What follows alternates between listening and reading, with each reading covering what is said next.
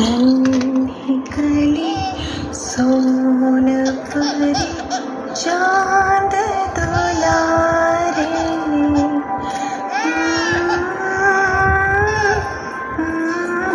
पानी तो पिला दो। 6 महीने तो होने दे। दूध पिए रोज जा, पहले 6 महीने तो होने दे। कुछ भी क्यों नहीं? क्योंकि 6 महीने से पहले कुछ और खिलाया पिलाया तो हो जाएगा दस्त। 6 महीने तक सिर्फ मम्मी का ही दूध, समझी? अरे वाह।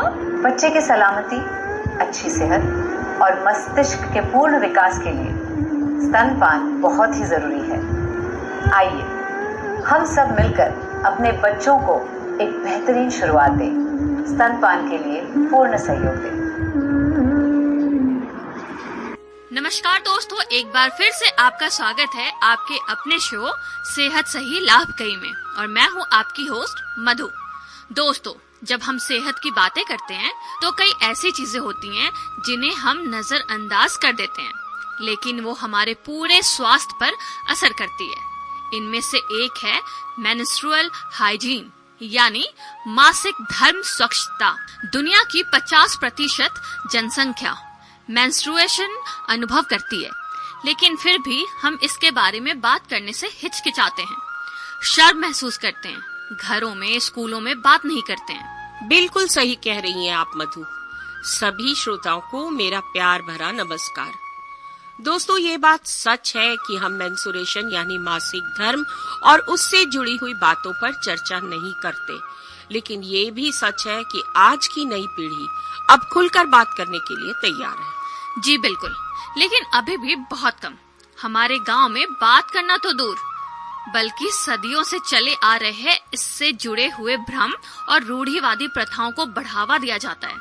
लेकिन मैं अपने सभी श्रोताओं को बताना चाहती हूँ कि इस बार जब मैं रेडियो फेस्टिवल के लिए दिल्ली गई थी तो मैंने एक महिला और सामाजिक सोच पर बड़ा इंटरेस्टिंग सेशन सुना।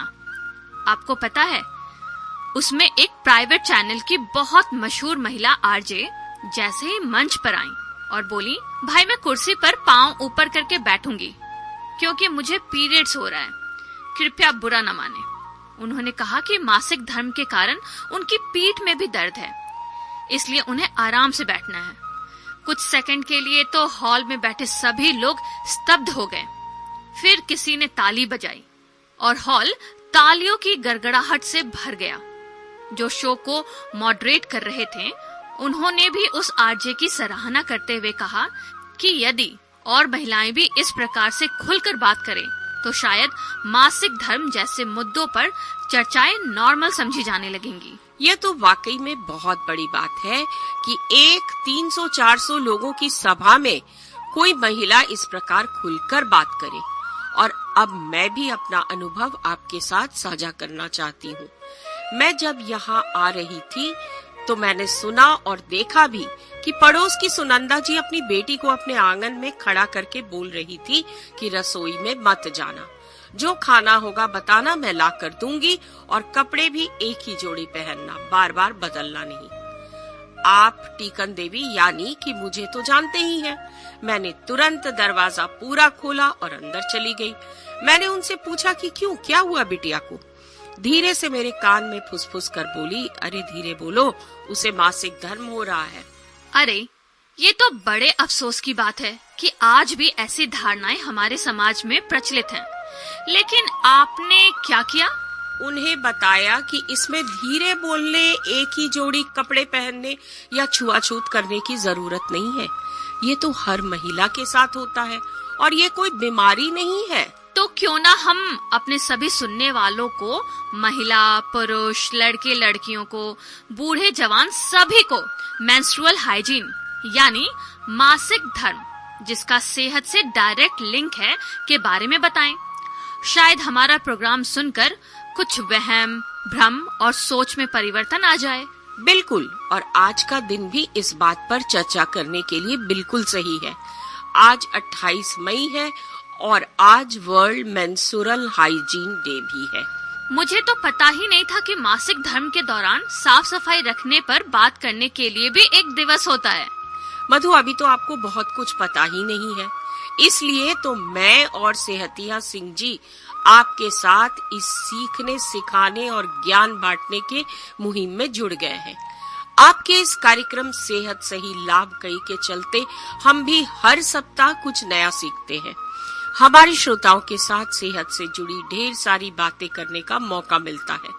तो दोस्तों, हर साल 28 मई को मासिक धर्म स्वच्छता दिवस मनाया जाता है।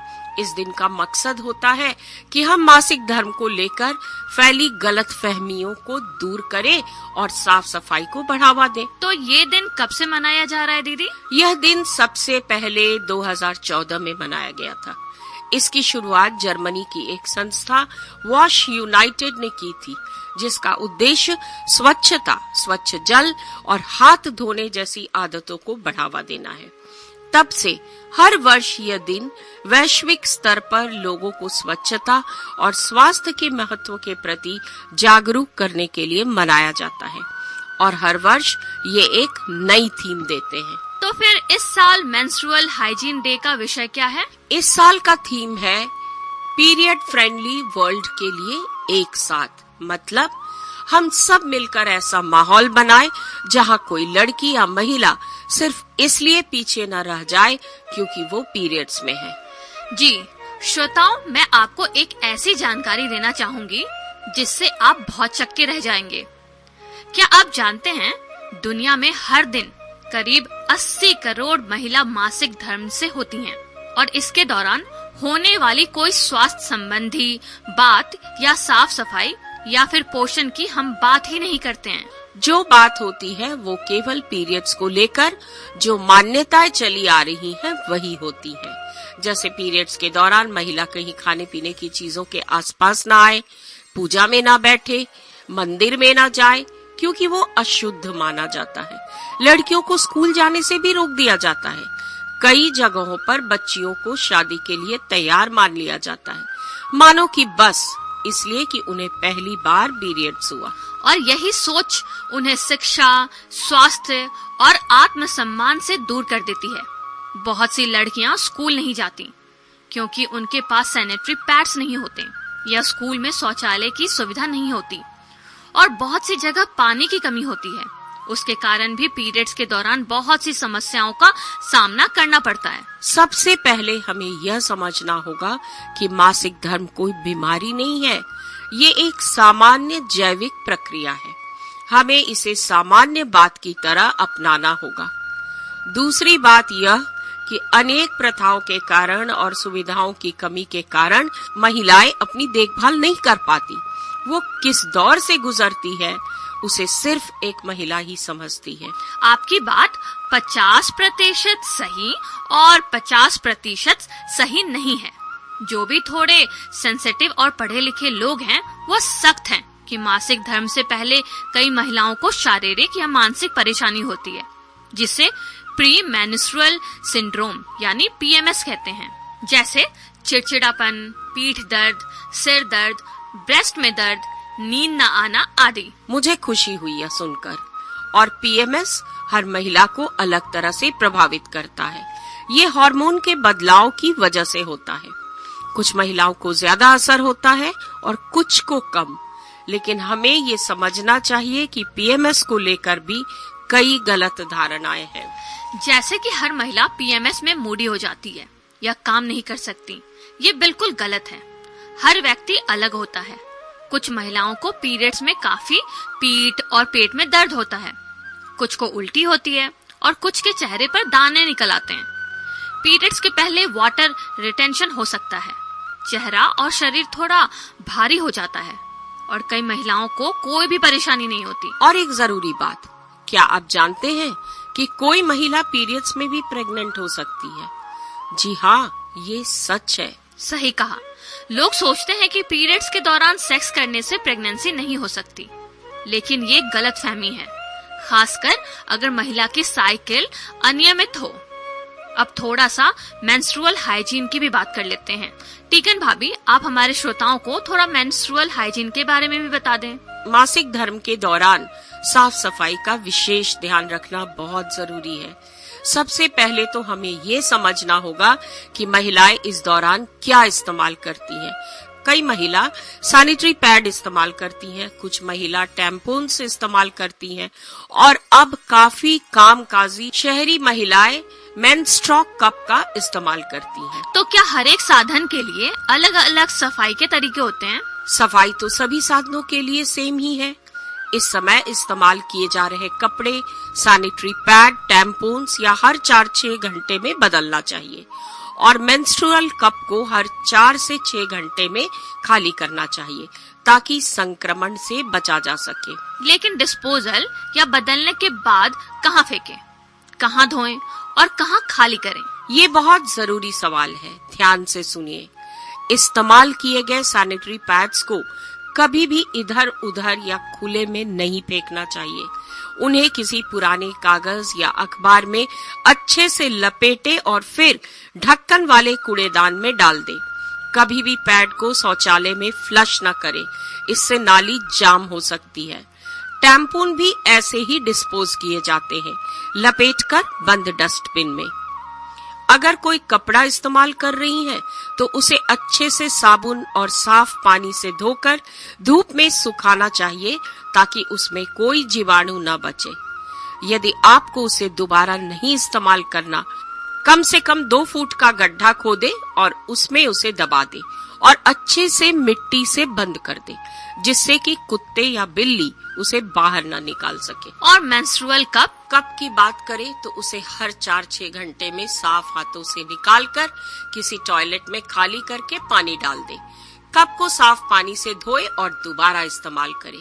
हर माह के अंत में उसे उबालकर अच्छी तरह से स्टेरिलाइज करके किसी सेफ जगह में रख दें। तो मतलब साफ सफाई ही असली सुरक्षा है?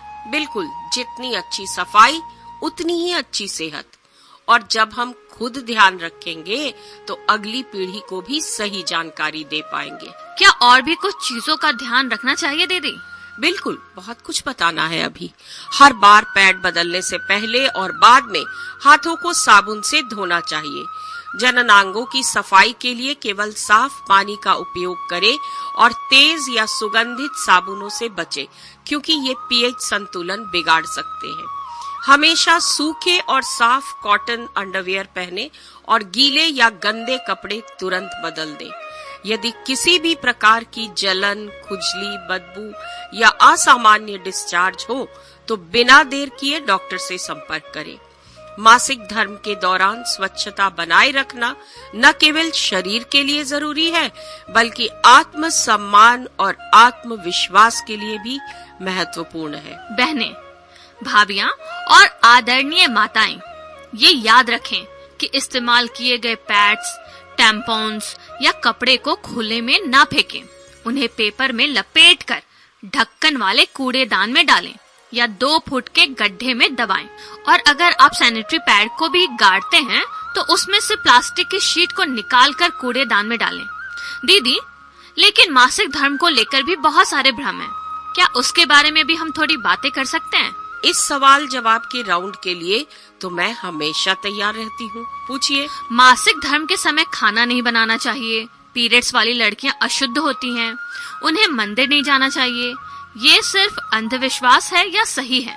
ये सब धारणाएं एकदम गलत है, इसमें कोई भी वैज्ञानिक सच्चाई नहीं है।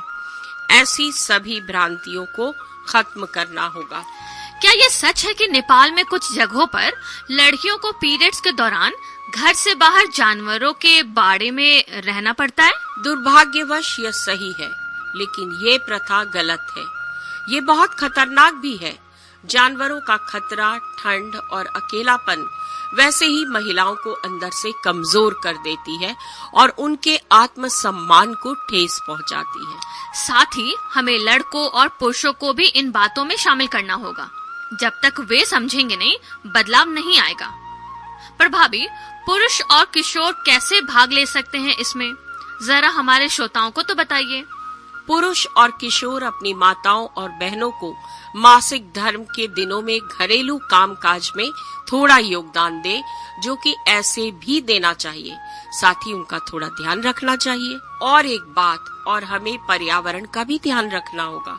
प्लास्टिक वाले सैनिटरी पैड सैकड़ों सालों तक नष्ट नहीं होते, लेकिन कुछ पर्यावरण के अनुकूल विकल्प जैसे कपड़े वाले pad, menstrual cup, biodegradable pads भी उपलब्ध है, जिनका महिलाओं को इस्तेमाल करना होगा। हाँ, लेकिन जरूरी है कि महिला को अपनी सुविधा और संस्कृति के अनुसार विकल्प चुनने का अधिकार मिले। हर चीज हर किसी के लिए अनुकूल नहीं होती। ये भी ठीक है, क्योंकि पानी का स्रोत भी बहुत जरूरी है। हम ये भी नहीं भूल सकते कि कोविड-19 महामारी के समय में भी बहुत सी महिलाओं को सैनिटरी नैपकिन नहीं मिल सके। पानी की कमी रही, स्कूल बंद हो गए, इससे उनकी तकलीफें और बढ़ गई। वो तो एक बहुत कठिन वक्त था, अलग अलग कारणों की वजह से। अब आपकी इजाजत हो तो मैं बात करूंगी सरकार की कुछ पहलों की। स्वास्थ्य और परिवार कल्याण मंत्रालय के नए कार्यक्रम शुरू किए गए हैं, जैसे मीनू अभियान, जिसमें किशोरी लड़कियों को पीरियड्स और हाइजीन के बारे में जानकारी दी जाती है। राष्ट्रीय किशोर स्वास्थ्य कार्यक्रम के तहत स्कूल कार्यक्रमों में किशोर किशोरियों को सही स्वास्थ्य और पोषण की जानकारी दी जाती है। फ्री पैड्स वितरण, कुछ राज्यों में सरकार फ्री या सस्ती दर पर सैनिटरी नैपकिन्स उपलब्ध करवा रही है। स्कूलों और पंचायत स्तर पर भी जागरूकता शिविर लगाए जा रहे हैं, पर जरूरत है कि इन पलों का हिस्सा बने। अब कुछ पॉजिटिव बातें भी करें। पीरियड्स का होना महिला की सेहत का संकेत है। ये शरीर के कामकाज को समझने में मदद करता है। कुछ परंपराओं में, जैसे राजस्थान में, पीरियड्स के समय महिलाएं मायके जाती हैं और आराम करती हैं। हाँ, पीरियड्स को भी एक सेलिब्रेशन की तरह ही लिया जाना चाहिए। ये जीवन की प्रक्रिया है, ना कोई शर्म, ना कोई डर। और अब समय है कि हम मिलकर आगे बढ़ें, अपने बच्चों को सही जानकारी दें, स्कूलों में साफ सफाई की व्यवस्था सुनिश्चित करें और सबसे जरूरी, पीरियड्स पर खुलकर बातें करें। एक पीरियड फ्रेंडली वर्ल्ड बनाना हम सब की जिम्मेदारी है। शर्म नहीं, समझ चाहिए। बहुत बढ़िया बात कही अपने भाभी। तो दोस्तों, आज के कार्यक्रम में बस इतना ही। अगर आपके मन में भी कोई भी सवाल हो तो हमें जरूर लिखें या कॉल करें। अगली बार हम फिर मिलेंगे एक और जरूरी मुद्दे के साथ। तब तक के लिए स्वस्थ रहिए, जागरूक रहिए। नमस्कार। नमस्कार।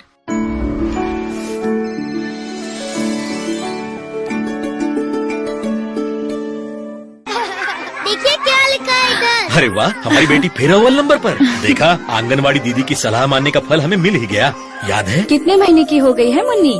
6 महीने से थोड़ा ऊपर। उम्र के हिसाब से वजन तो कम है। क्या खिलाती हो इसे? दांत के बिना खाएगी कैसे? अपना दूध ही पिलाती हूँ। जन्म के 6 महीने के बाद बच्चे की सही वृद्धि और विकास के लिए माँ के दूध के साथ साथ ऊपरी आहार भी जरूरी है। धीरे धीरे शुरू करके उसे मसली हुई खिचड़ी, दलिया, उपमा, हरी सब्जी, फल आदि दिन में कम से कम 4 बार आधी कटोरी देनी चाहिए। 6 महीने बाद माँ के दूध के साथ बच्चे को अन्य पौष्टिक आहार भी खिलाएं, ताकि वो सबसे आगे रहे। तो भाइयों और बहनों, अब वक्त आ गया है शपथ लेने का। सभी खड़े हो जाएं और हाथ जोड़ें और हमारे साथ शपथ लें। हम सब मिलकर आज ये शपथ लेते हैं कि हम सब मिलकर आज ये शपथ लेते हैं कि हम अपने और अपने परिवार की जिम्मेदारी लेंगे। हम अपने और अपने परिवार की जिम्मेदारी लेंगे। अपने और अपने परिवार के स्वास्थ्य को प्राथमिकता देंगे, क्योंकि सेहत ही असली धन है। अपने और अपने परिवार के स्वास्थ्य को प्राथमिकता देंगे, क्योंकि सेहत ही असली धन है। सरकारी स्वास्थ्य सेवाओं और योजनाओं का पूरा लाभ उठाएंगे और दूसरे को भी जागरूक करेंगे। सरकारी स्वास्थ्य सेवाओं और योजनाओं का पूरा लाभ उठाएंगे और दूसरों को भी जागरूक करेंगे। साफ सफाई और स्वच्छता का पालन करेंगे, ताकि बीमारियों से बचा जा सके। साफ सफाई और स्वच्छता का पालन करेंगे, ताकि बीमारियों से बचा जा सके। नियमित जांच और टीकाकरण करवाएंगे और अपने परिवार को भी इसके लिए प्रेरित करेंगे। नियमित जांच और टीकाकरण करवाएंगे और अपने परिवार को भी इसके लिए प्रेरित करेंगे। संतुलित आहार और व्यायाम अपनाएंगे, ताकि शरीर और मन दोनों स्वस्थ रहे। संतुलित आहार और व्यायाम अपनाएंगे ताकि शरीर और मन दोनों स्वस्थ रहें। महिलाओं, बच्चों और बुजुर्गों की सेहत का विशेष ध्यान रखेंगे। महिलाओं, बच्चों और बुजुर्गों की सेहत का विशेष ध्यान रखेंगे। जब पूरा समाज स्वस्थ और सशक्त बनेगा तभी भारत समृद्ध बनेगा। जब पूरा समाज स्वस्थ और सशक्त बनेगा तभी भारत समृद्ध बनेगा। सेहत सही तो लाभ कई। सेहत सही तो लाभ कई। अपने स्वास्थ्य की जिम्मेदारी खुद लें। इसी के साथ हम लेते हैं विदा। अगली बार फिर आएंगे सेहत से जुड़ी और भी बातें लेकर। तब तक के लिए सुनते रहें आपका अपना सामुदायिक रेडियो स्टेशन रेडियो गूंज।